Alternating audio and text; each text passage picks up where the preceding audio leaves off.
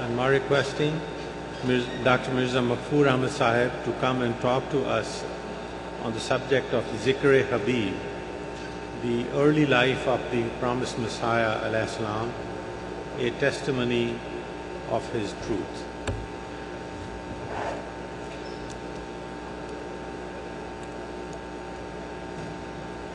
अशहदु अल्ला इलाहा इल्लल्लाह वहदहु ला शरीक लहु व अशहदु अन्ना मुहम्मदन अब्दुहु व रसूलुहु अम्मा बअदु फ़अऊज़ु बिल्लाहि मिनश शैतानिर रजीम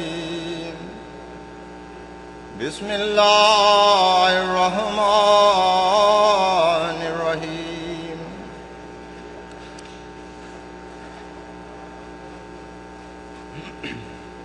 It's a privilege and an honor that I am entrusted to say a few words about the life of Hazrat Mirza Ghulam Ahmad, Masih and Mahdi alayhi salam. I was asked to talk about his early life before he was given the divine command of announcing his status as the reformer of the time. Huzoor alayhi salam was born on February 13, 1835, from an early age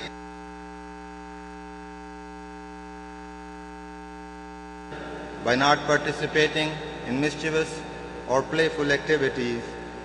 On the contrary, even at that tender age, when many are fascinated by and involved in worldly attractions, the promised Messiah alayhi salam would seek refuge in his heavenly master. He would ask,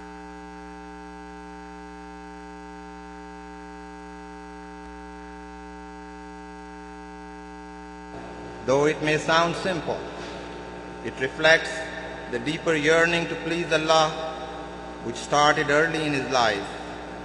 These were the feelings that the promised Messiah alayhi salam later described in an Arabic couplet.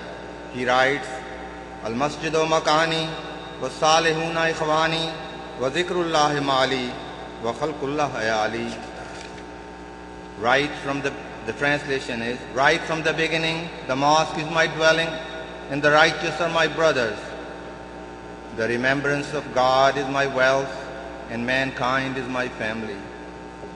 Hazrat Mirza Ghulam Ahmad alayhi salam was 6-7 years old when his father hired tutors to teach him the Quran, Persian and Arabic language and grammar, as well as logic and some other subjects.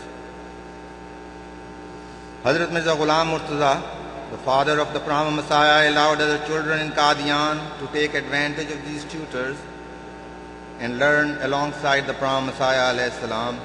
Huzoor alayhi salam was very respectful of his teachers and would give them his full attention. He would also help other students if they needed it. The promised Messiah alayhi salam's main physical activity was walking. He would walk for many miles every day, which he continued throughout his life. Besides walking, he was quite adept at swimming and horseback riding.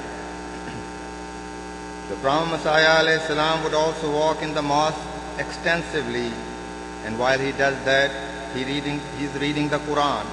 He would walk back and forth in the mosque, and after time, the path of his repeated walk sank in from the rest of the ground.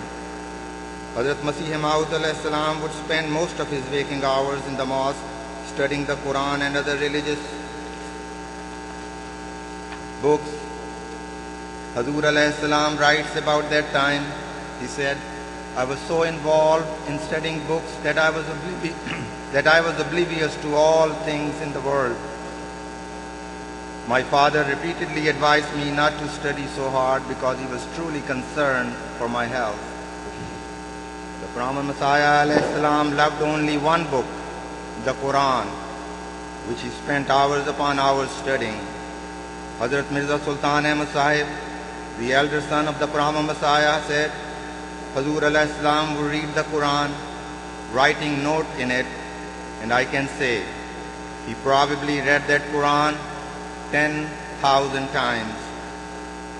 This was not simply a matter of reading the Quran over and over again, but a passion and a real love for a deeper understanding of the truth and beauty of this perfect book. He writes of the Quran, "Its light has penetrated to my heart, and I could not have acquired it by any other means." Yet long before he wrote those words, young Mirza Ghulam Ahmad alayhi salam was employed in government service in Sialkot, India. He would come home from work, close the door to his room, and spend his time in prayers and study of the Quran. Some friends and neighbors wondered how he spent his time behind those doors. Curiosity overtook them to peep through the door, and they saw the Brahma Messiah alayhi salam sitting on a prayer rug, holding the Quran and supplicating with intense emotion and anguish, "O Allah, this is your book. I can only understand if you help me." Another witness said of the same period that Mirza Sahib would close the door to the courtyard and read the Quran. At times he would prostrate and cry so hard and for so long that the ground would become soaked with his tears. God Almighty responding to these prayers, bestowing His mercy by granting him knowledge and understanding of his book.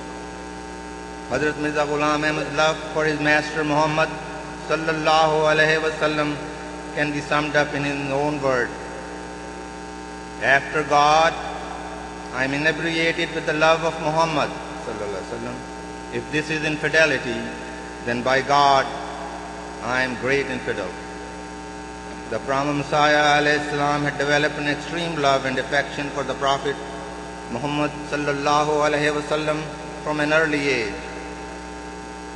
He had no tolerance for even the slightest affront towards his master Muhammad sallallahu alaihi wasallam. His face would turn red and his eyes would reflect dismay and anger. He writes, "I have been reading books written by Christians against the Prophet since I was 16, 17 years old, and I have collected all those accusations and objections, which totaled about 3,000. The Brahma Messiah's objective in collecting those accusations was to delve beyond the surface. He wished to fully understand the opposition so that he could defend his beloved Prophet. This was love. This is devotion." Hazrat Mirza Sultan Ahmad Sahib said that my father, love for the Prophet sallallahu alaihi wasallam surpassed any comparison of love that I have ever seen by a person. This love was intensified to a new level when Prophet Messiah alayhi salam saw the Holy Prophet sallallahu alaihi wasallam in his dream at a very young age. He writes about his vision: "In my early childhood, I visioned that I was in a big, beautiful mansion, and it appeared that Holy Prophet sallallahu alaihi wasallam was in this building. I asked some people where Hazur sallallahu alaihi wasallam was sitting. They pointed to a room. I walked into the room. He was pleased to see me and responded to my salam very affectionately. I can never forget his beauty and elegance and his loving